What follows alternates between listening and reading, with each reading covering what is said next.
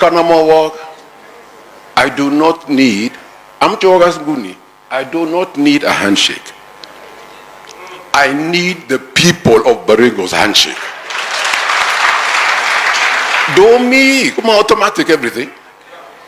Or me, everything becomes automatic. The United Democratic Alliance UDA has issued a strong response to comments and action by Kano National Chairperson Gideon Moi, accusing him of authorizing what the party described as malicious and unprofessional article published in the Standard newspaper. The article released on October 1st, 2025 was titled Rabo Rosas SGs and appeared to criticize the Secretary Generals of multi-political parties, including UDA.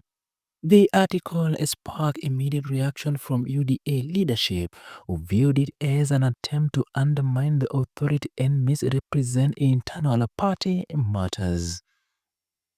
UDA Secretary General Hassan Omar Hassan formally issued a rebuttal defending both his role and the party's position. Hassan clarified that the article misrepresented a letter he had sent on September 28, 2024 and distorted the party's stand on several political issues. He emphasized that as the Secretary General of UDA, he holds the authority to make decisions on party position without interference from other political leaders or social media outlets. This statement was aimed at asserting the autonomy of the party's leadership while pushing back against what Hassan described as unfair media reporting. In his response, Hassan sharply criticized the Standard newspaper for involving other political figures to lend credibility to the article. He described this as a reckless journalism, noting that a casual and arbitrary reporting that seeks to malign citizen or political leaders is one of the greatest challenges facing the media today. Hassan argued that such reporting erodes public trust and misguides the citizenry, emphasizing that the media responsibility should accompany the freedom of the press. Adding context to the political environment, Kano has officially endorsed Gideon Moi to contest the Baringo senatorial seat in the upcoming by-election scheduled 21st November 2025. This endorsement positioned Gideon Moi as Kano's key candidate in the race, making the contest a focal point for both regional and national political attention. The endorsement signaled Kano's strategic commitment to maintain influence in Baringo County and leveraging Gideon Moi's political profile to secure the seat. In a response, UDA leaders have voted to ensure that Baringo's senatorial seat is retained under their party. Led by TRT Member of Parliament William Kamket, UDA officials have rallied behind party candidate Kiprono Chamite, aiming to secure a decisive win for the ruling party. Ini message kwa sababu kuna kiti naona inang'ang'aniwa hivi karibuni. Wale wanataka kiti ya senator. Nimeona bwana Chemite hapa na wakili na wengine. Message kutoka Tiati, sikiza leo.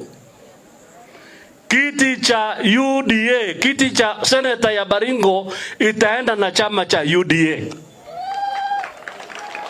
Sasa nyinyi mjipange kwa nomination.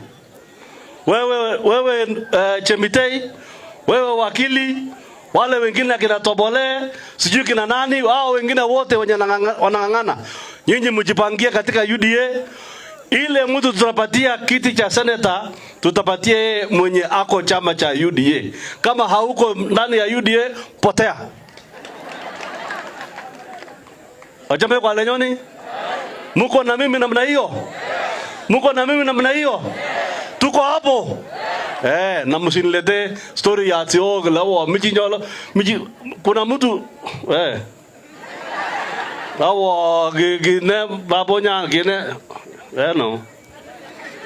Bas mimi nimemaliza, nimechukua muda lakini kwa The campaign strategy emphasized mobilizing grassroots support, highlighting the party's achievement and consolidating voter loyalty ahead of the by-election. This political maneuvering reflects the high stake involved, as Baringo is considered a politically significant county with historical voting influence. Hassan responded also addressed the social economic contrast between political figures. He highlighted Gideon Moi's privileged background compared to ordinary Kenyans, noting that most citizens live modern lives, work hard, and contribute to social through daily labor.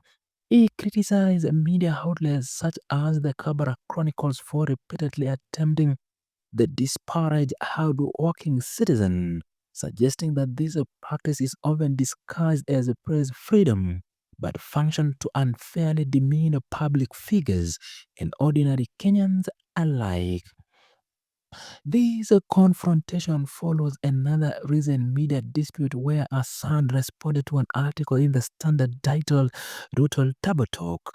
The newspaper added question of President William Ruto's stand on critical global issues, including the war in Sudan, as well as domestic policy like police crackdowns.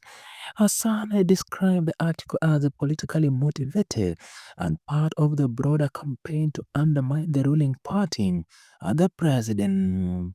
He argues that this narrative misrepresents Kenya's leadership on international and domestic matters, framing political commentary as a partisan attack rather than objective reporting. The UDA Secretary General statement comes amid a tense and highly competitive political landscape.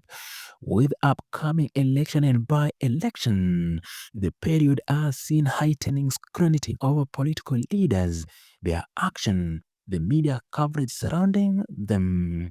UDA's response is part of the broader strategy to protect a party's credibility, assert leadership authority, and counter narrative perceived as damaging to both the parties and national interest.